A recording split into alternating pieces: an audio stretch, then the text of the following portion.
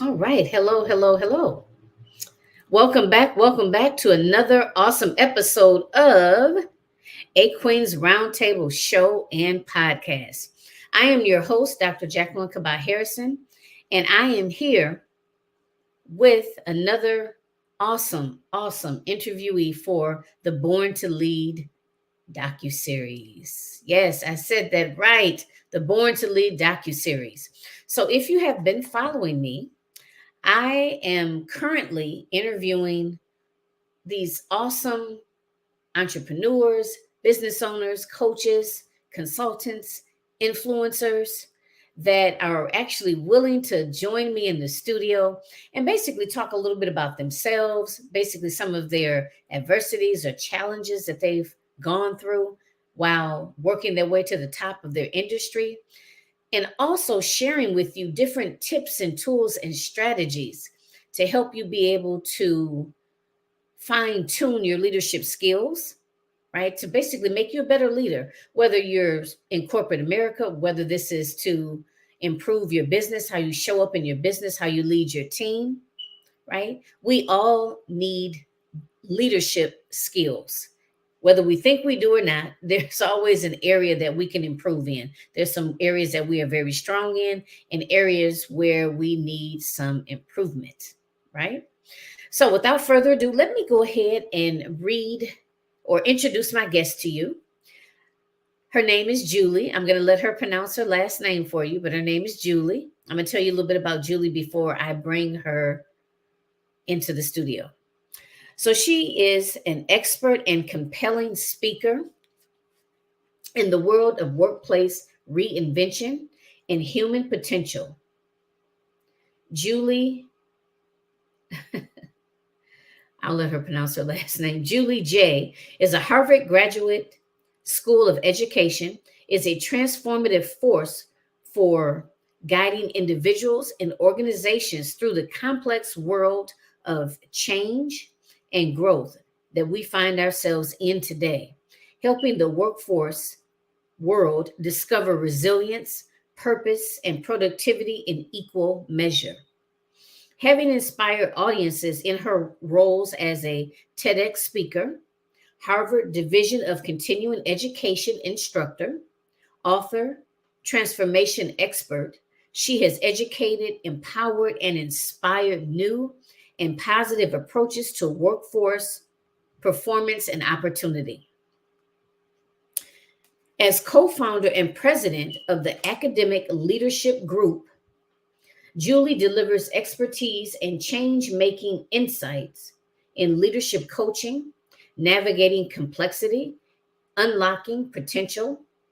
In her impactful workplace programs, have empowered thousands of employees and managers, enhancing leadership skills and team dynamics. As a Harvard Division of Continuing Education instructor with a master's degree from the Harvard Graduate School of Education, she teaches authentic leadership and strengths based development, inspiring lasting transformations. Julie also has received both the esteemed Harvard Hero Award and the Donna Elder Inspired Leader Award. Her leadership has inspired her book titled The Human Side of Changing Education, reflecting her commitment to fostering growth. With a remarkable blend of knowledge and experience, Julie dedicates herself to catalyzing greatness in every individual and organization with whom she engages. And last but not least, Julie, or born in Northern Ireland, Julie now lives in the greater Boston area with her husband, Jay, and their 5-year-old, Izzie, her greatest teacher yet. Wow. I am so excited. I am so excited, Miss Julie. So Julie, let me bring you on in and please pronounce your last name for us. Hi, Jacqueline. Thank you so much for having me. Thank you for being here. I'm so excited, Julie. And my last name is Jungalwala.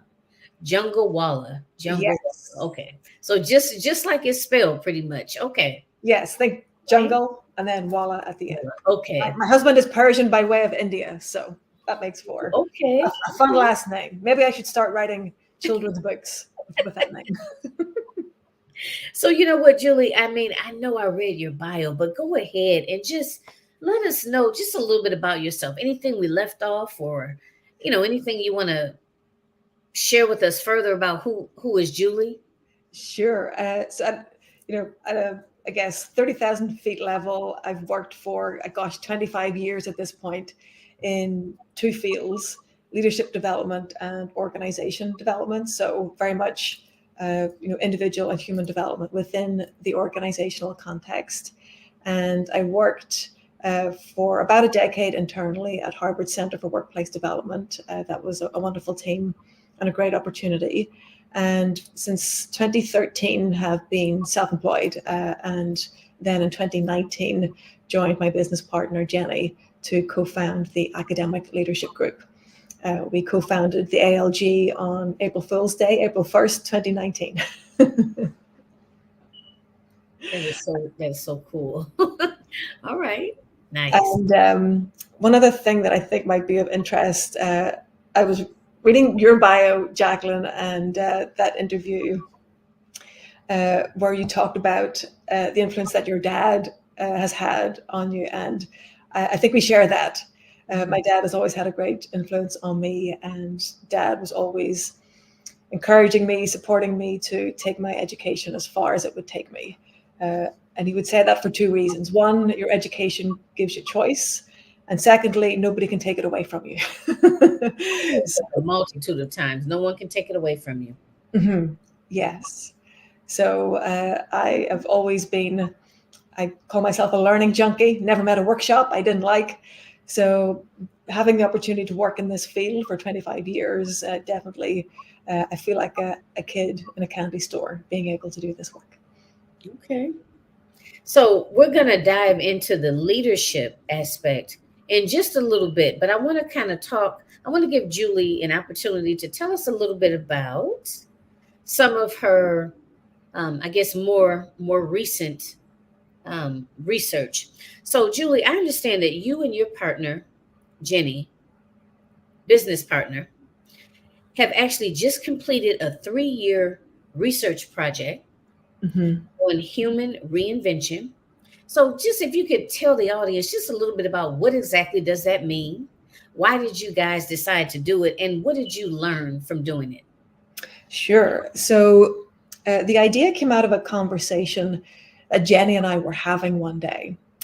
You might have read, Jacqueline, some of the articles on AI, the need for the changing skills in the workforce, the need to upskill, reskill, de-skill. But nowhere in any of that conversation could we see any mention of the messy process of human change. You're a coach, you know that adult behavioral change is difficult. And that's essentially what we're asking a lot of human beings to do when it comes to AI, the changing world of work, and the multiple careers that we're likely to have throughout a lifetime.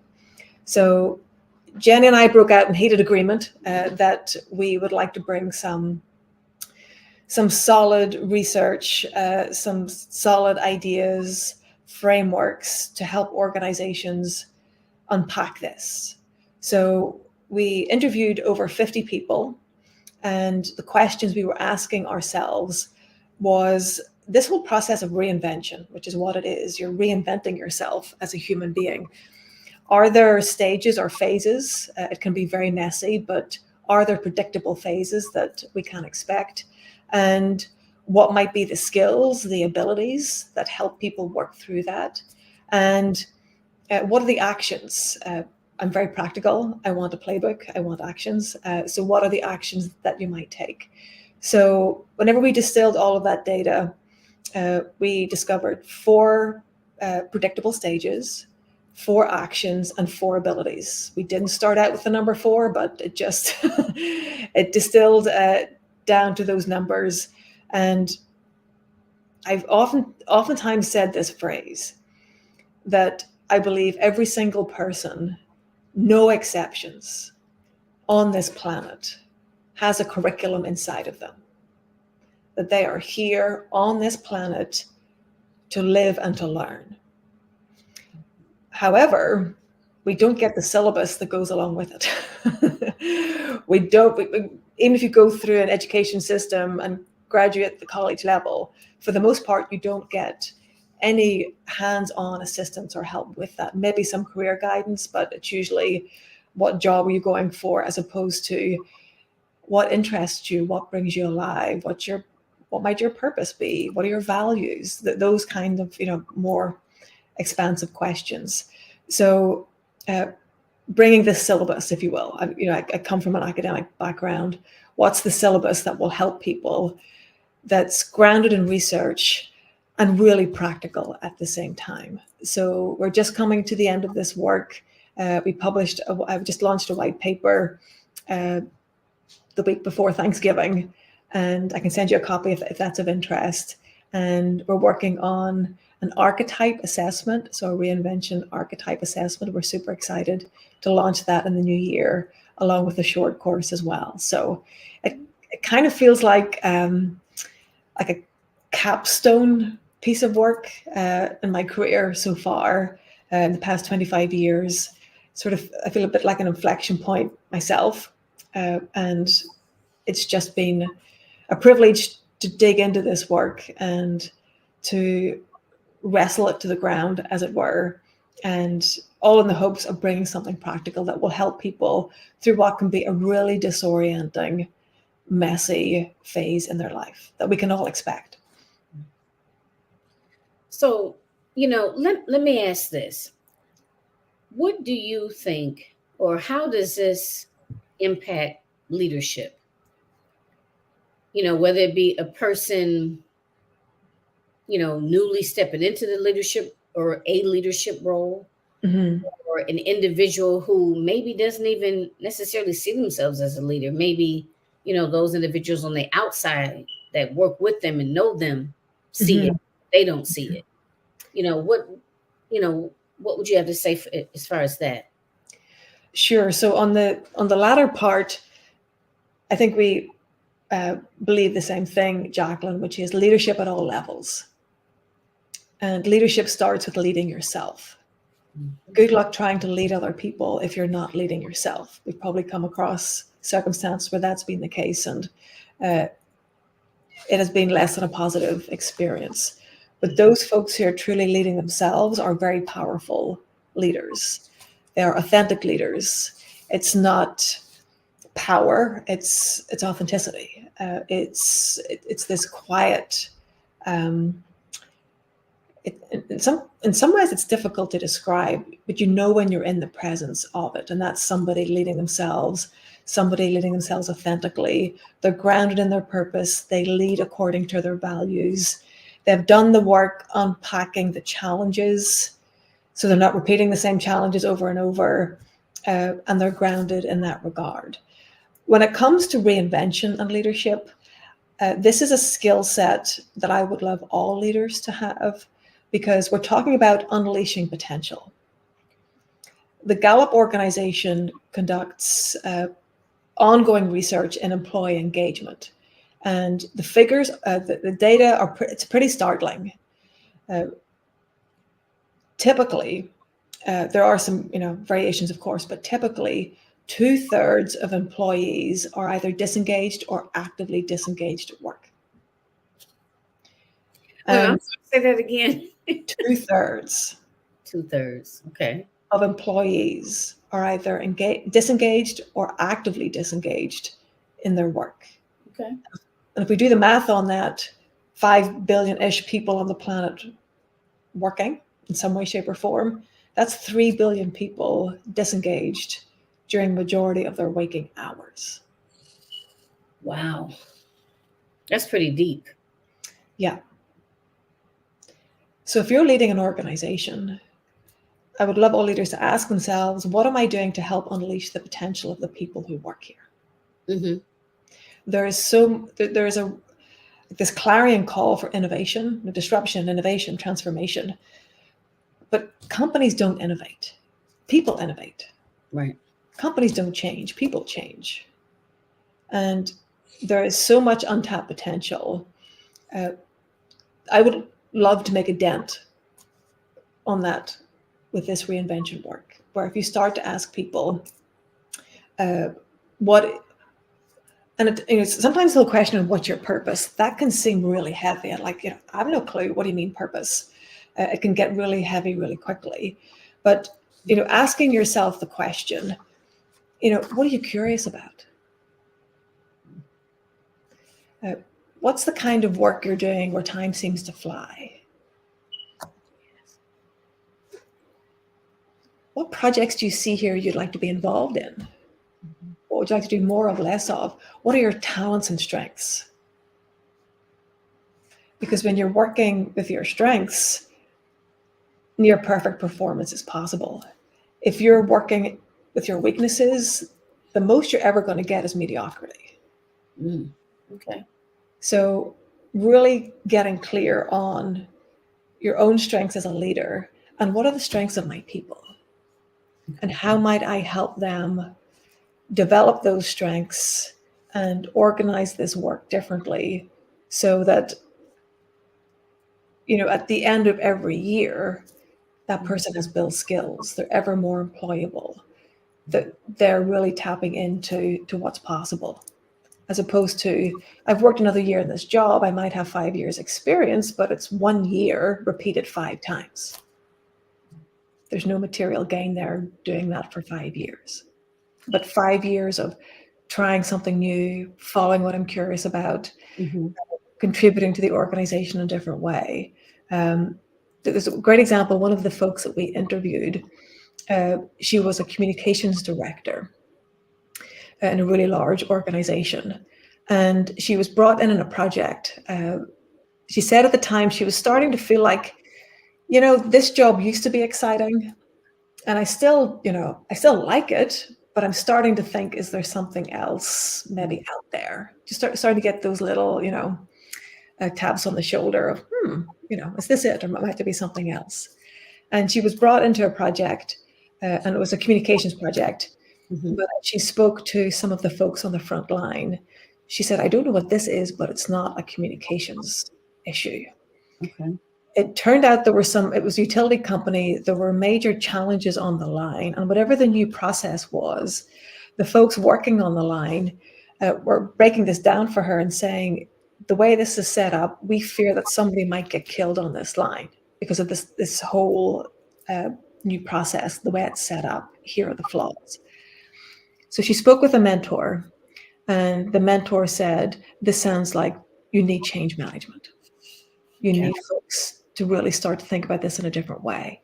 And that just piqued her interest. You know how you hear something, and it's not something that's been on your radar, but that sounds interesting. I don't know anything about it, but let me go off and Google it. So she Googled it, found out there's this whole body of work on this thing called change management. And she got certified in change management. Fast forward a number of years, and 30 people in the organization are certified in change management. Wow. That's a phenomenal example of one person following their own breadcrumbs and how that can impact the growth of an organization. It was a very long-winded answer to your question. So, and it's like I try not to interrupt, but I'm hoping that I can remember what it is I want to ask.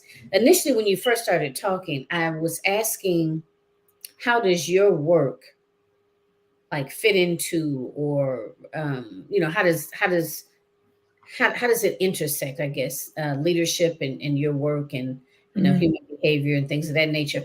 And I know you initially started off by talking about leading yourself, and you talked about authenticity. And I wanted you to, and you hit a couple of pieces, but I wanted you to talk a little bit more. Well, two things. I wanted you to talk a little bit more about, elaborate more, shall I say, on that authenticity piece, and leading yourself and leading others.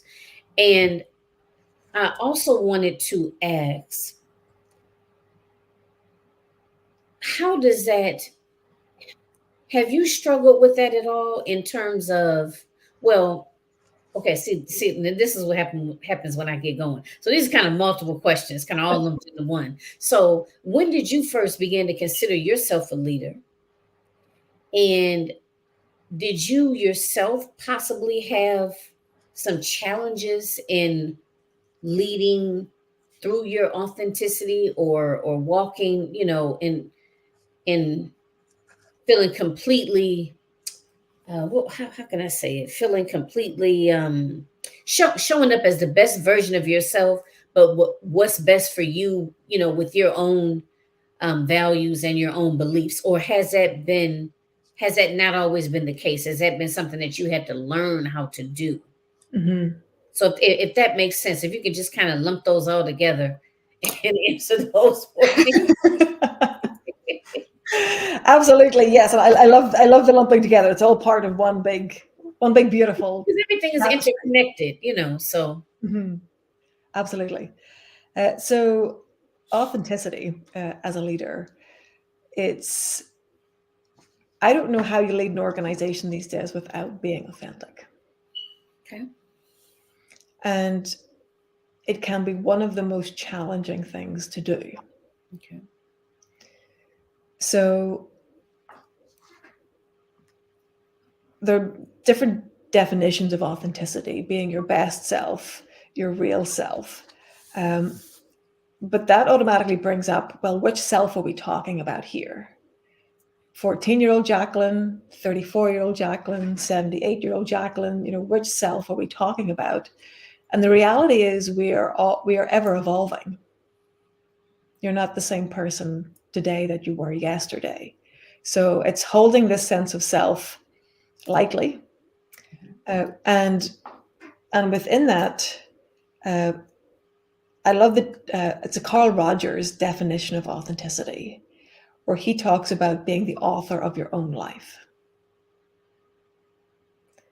So we are the author of our own life. The question is, do you understand the narrative so far? Have you learned what the narrative has taught and can teach you? And how might you design? How might you build what you would like to see next? With the humility that, we plan and God laughs. So you can plan and, a lot's outside of your control. But a lot is within your sphere of control, the decisions that you make and the choices that you make. So in the course that I teach, Authentic Leadership, one of the most impactful exercises that participants give feedback on is something called the life map. You might be familiar with this, where you ask someone to chart their life, the peaks and the valleys to date. And that's just incredibly rich material to unpack. Oftentimes, the real learning takes place in those valleys. Oftentimes, that the peak was as a direct result of what you learned in the valley. Sometimes people say, oh, I'm seeing a valley repeated here. Maybe there's a lesson that I haven't learned. I'm being invited to learn again. So there's so much there. And yes, to your question, I have struggled with that. I have definitely struggled with that. I sometimes joke, and in many ways it's not a joke. I'm a recovering control freak perfectionist. It's all about how much can I control, set in place, manage to a guaranteed outcome. And it's exhausting. That's an exhausting way to be in the world. So I've had to learn that lesson. And in one of my earlier leadership opportunities, I was managing a number of folks, and I was a year older than they were, a year more experience than they had. And the imposter syndrome that I had was pretty off the charts. So I went into a control and compliance mode, which is not helpful.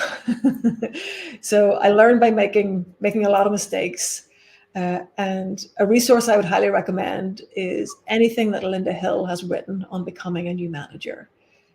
She is a professor out of Harvard Business School, and when she talks about, the myths that a new manager comes into the job with, I had all of them. Think it's compliance, think it's keep the trains running, all of that, and she really helps to shift the frame to a much more productive place, which is, know you're here uh, to help lead change. You're here to bring out the best in these people. It's a reorientation, which took me years to really get my head around. And it again, it hasn't been smooth sailing by any stretch, and I've made mistakes. But you asked, when did you consider yourself a leader? I don't know if I have yet. I don't know if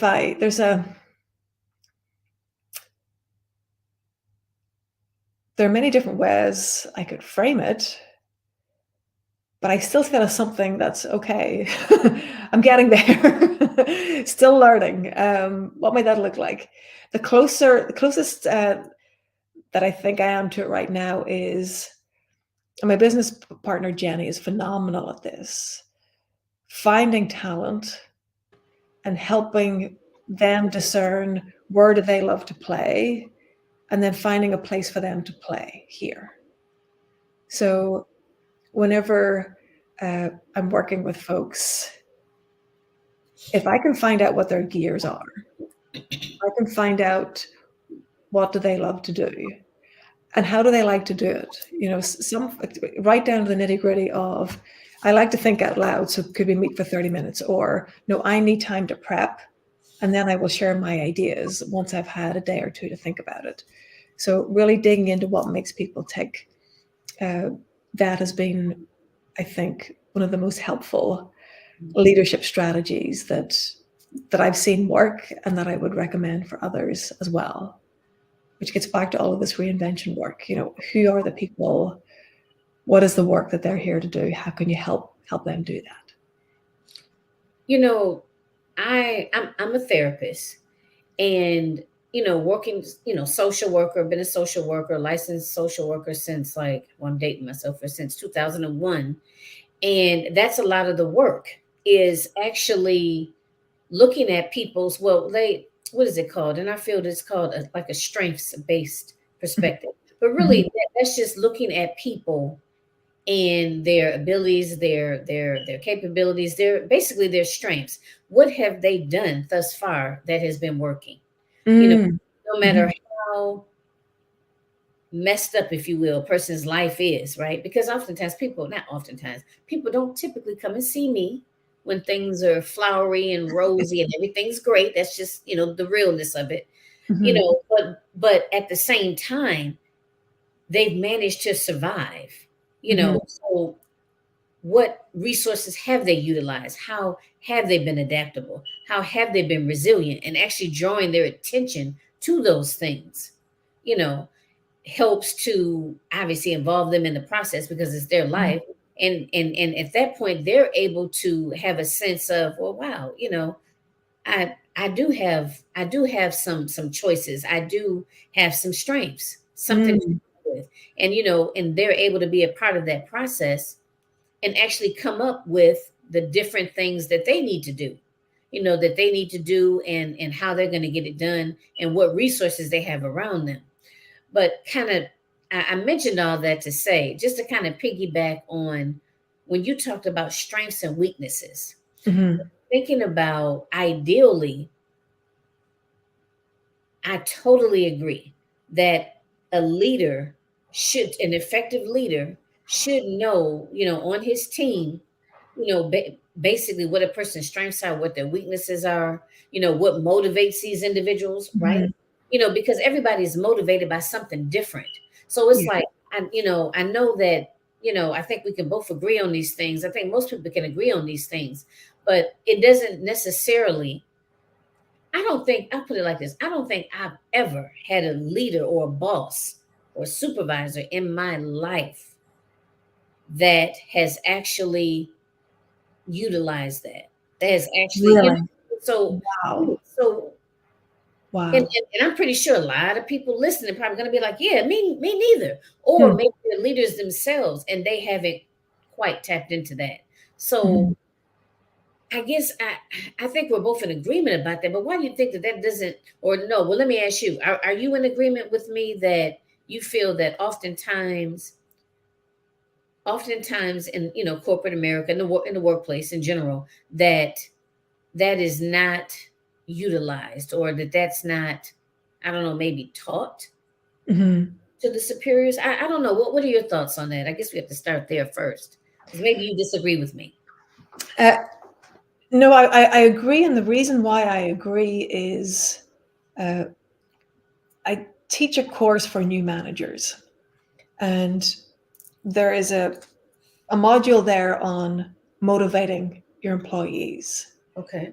And I ask folks, hypothetically, pull out your yellow pad or whatever, write the names of the people on your team down the left hand side of the paper, and let's draw several columns. Okay. Short term career goals, medium term, long term career goals, strengths, areas of development. Could you complete that quick spreadsheet? Could you fill that out? And the vast majority of managers say no, like maybe with a couple or a little bit, but no. And that's your key to motivate, develop, and grow your people. If I know um, that I have had the benefit of a number of really great managers, and I had a manager who had this conversation with me. Okay, Julie, short, medium, long term, what are the career goals? I said, right now, I really want to improve my workshop facilitation skills. I feel like I come with my PowerPoint deck and I'm just talking at people. I would like to get more participation, more real learning happening. And she said, would you like me to sit in a couple of your workshops and give you feedback? And I said, sure. Now, in absence of that conversation, if she had said, Julie, do you mind if I sit in any of your workshops? My head would be off down a track of, does she not think I'm good enough? And furthermore, the feedback she would give uh, wouldn't have been helpful, because what she said prior to sitting in was, what do you want me to give you feedback on? And I gave her what I wanted feedback on. It was the first time I was looking forward to receiving feedback. The feedback was helpful, and I built serious skills that year. So it is not as common as it could be. And a lot of organizations have a performance management process. It's the end of year review. It's sort of that time of year. And an employee's experience of that runs the continuum of, this is a complete form filling exercise and a waste of my time and my manager's time, to, this is the culmination of a year's conversations about my growth and development. And it's exciting and interesting, and we're all getting something out of it, as is the organization. That's a continuum, and I would love to see a lot more conversations over here. I'm sitting here and I'm thinking how just you even mentioning that when you got the feedback, you were welcoming that feedback. Mhm. And Mhm. thinking about how many times I've had a performance eval Mhm. and I'm going through it and I'm like, I'm kind of, because it's just this feeling of, it's not a good feeling, you know, Mhm. or whenever we go and we sit in meetings, it's always about what we're not doing right or what we're missing, how we're missing the ball, things of that nature. And, oftentimes you're not told some of the things that you guys are doing right. Mhm.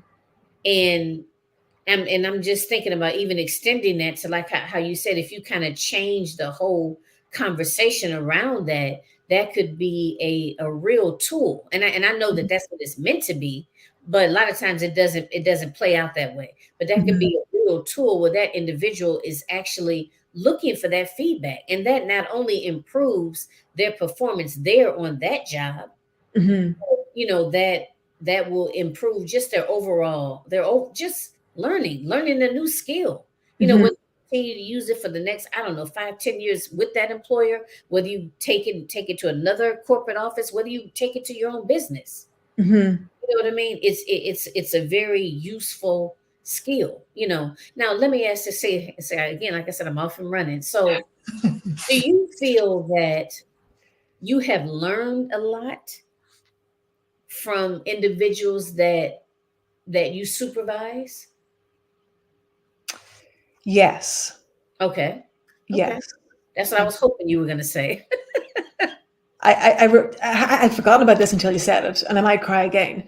I remember one performance review with a woman I had hired, and she was phenomenal. She was fearless. Like, she was inspiring. She would try stuff and want the feedback, and then try something else, and like, and she was so inspiring. And I remember I was in tears in her performance review when I gave her the feedback, telling her what an inspiration she was and the impact that she had on me and the team. And could she just continue to fly her bright colors? Okay. Yeah. Yeah, I don't think I would have been able to hold back either, because I'm getting a little teary-eyed now. Wow, and that's learning is ongoing, and I think sometimes we say that, but when it comes to actually practicing it, sometimes we get so, myself included, other individuals I've talked to, we get so caught up in remaining in our comfort zone, Mm-hmm. that it's like we're saying one thing, but our actions aren't really following.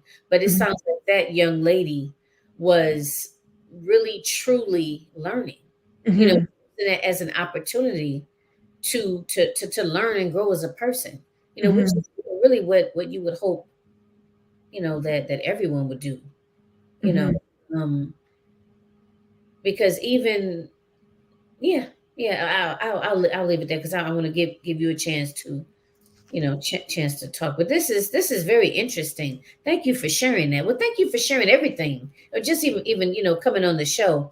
So, is there anything right now that maybe you want to piggyback on or kind of pick up that was already mentioned before, I ask a different question? Mm-hmm. Let me think. Okay. I'm going to speak to something Okay.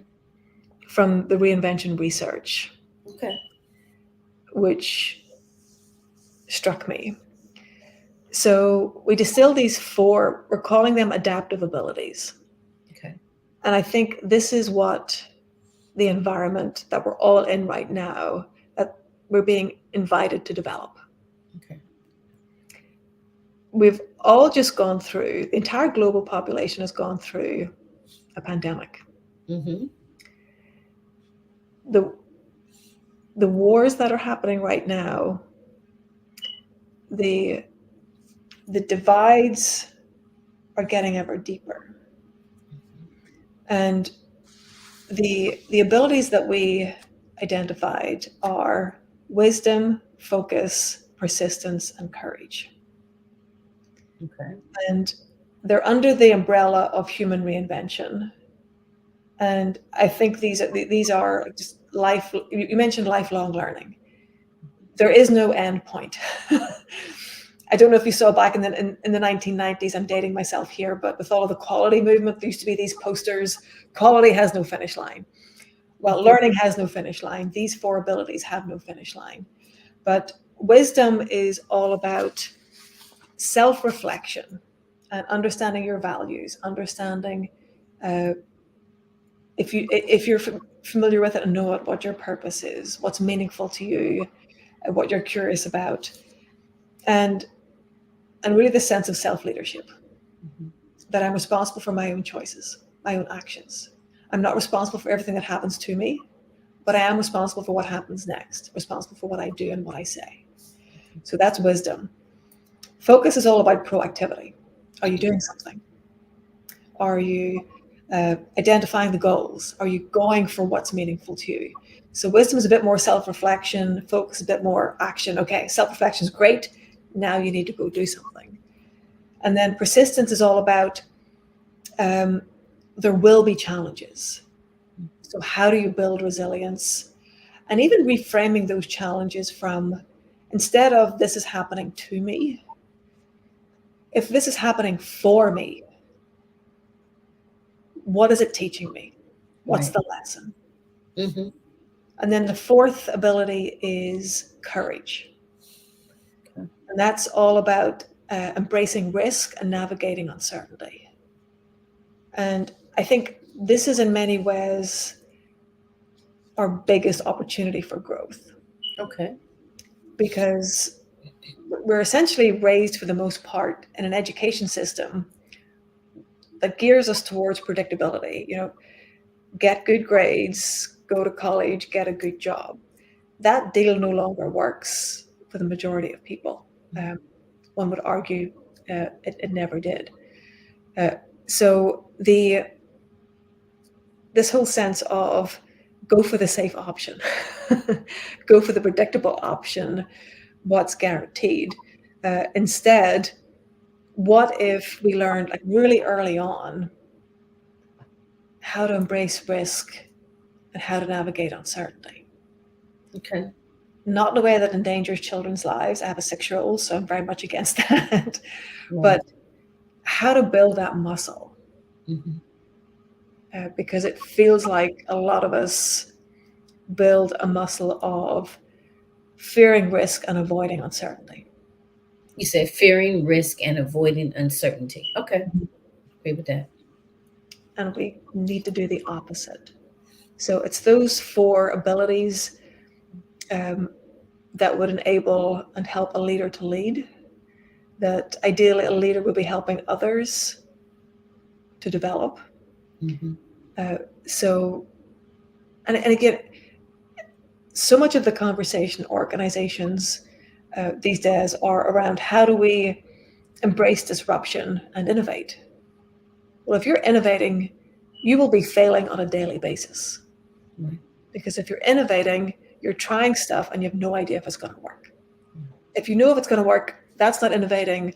That's replicating what works, which is valid. But let's be clear, it's not innovating.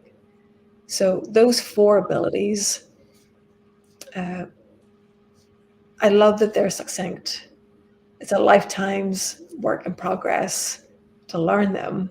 And what if organizations help these 5 billion people build those 4 adaptive abilities?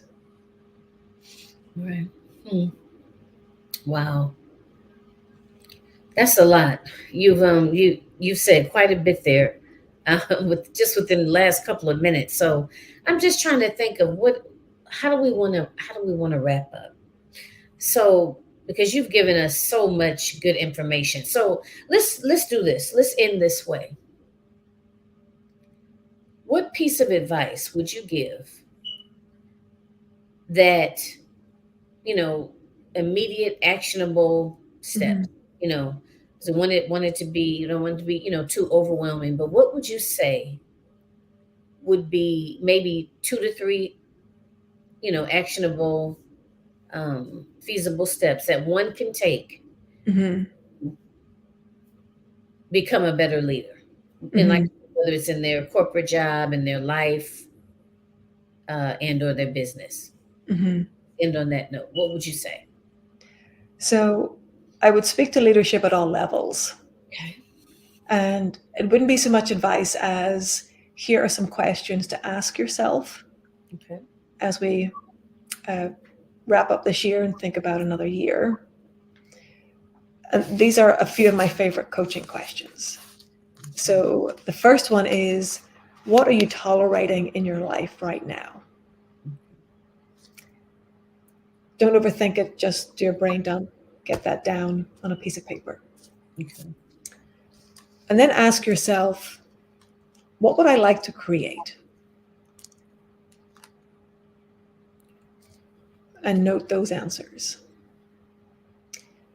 And then ask yourself, and these words are important, what would be a fun baby next step? Because when our brain goes to, this is what I want, oftentimes the inner critic comes up with 10 reasons as to why you shouldn't, or that's a crazy idea, the whole internal monologue with which you're very familiar. So just calm all of that down, nod your head, and say, I understand that. Thank you for the feedback, inner critic.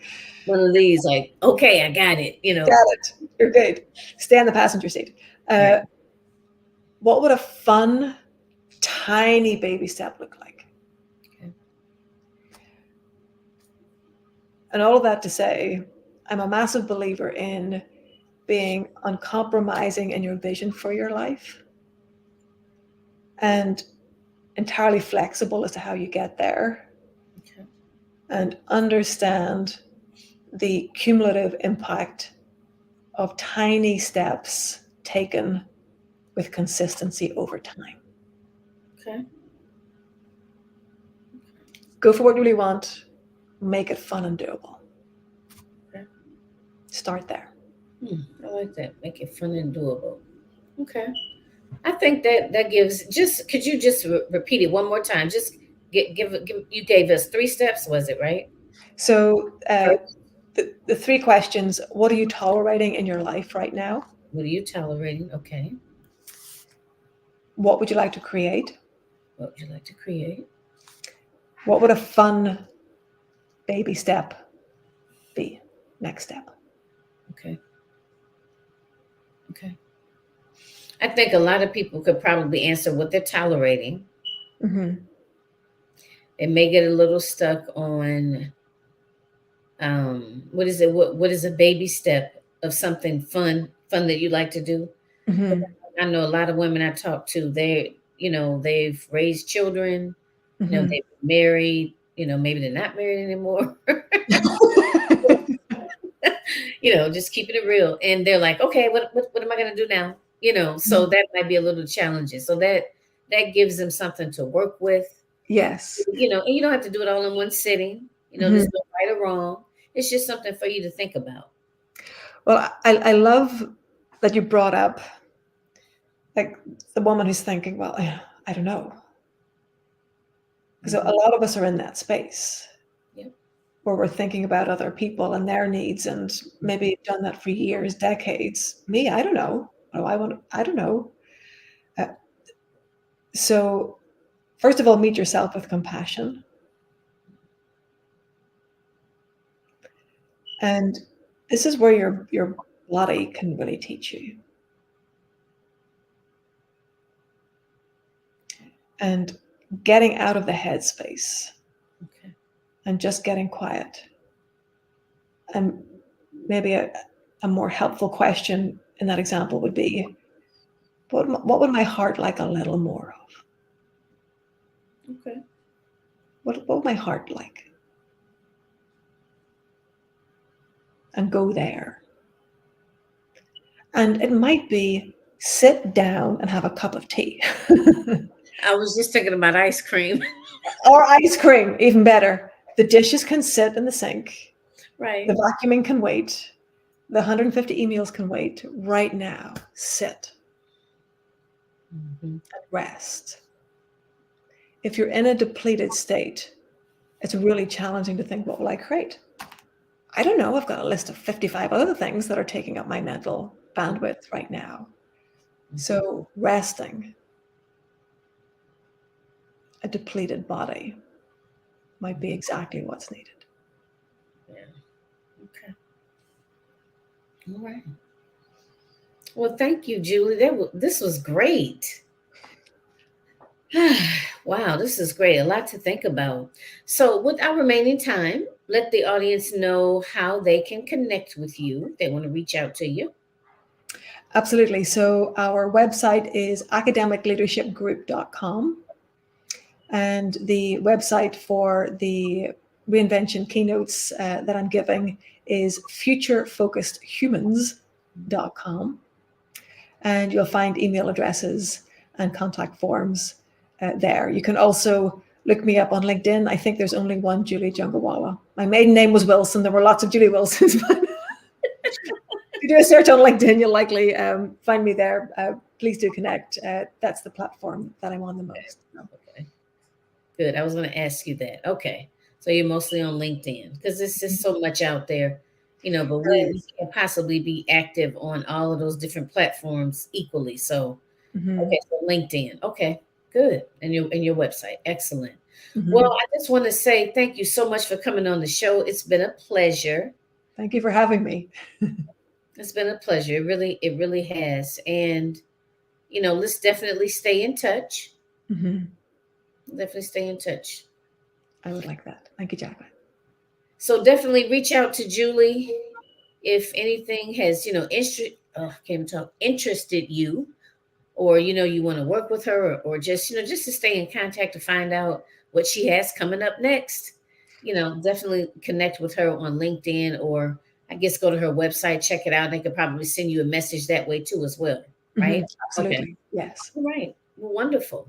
All right, Julie. Well, thanks again. And I will talk to you again soon. Thank you, Jacqueline. Take good care.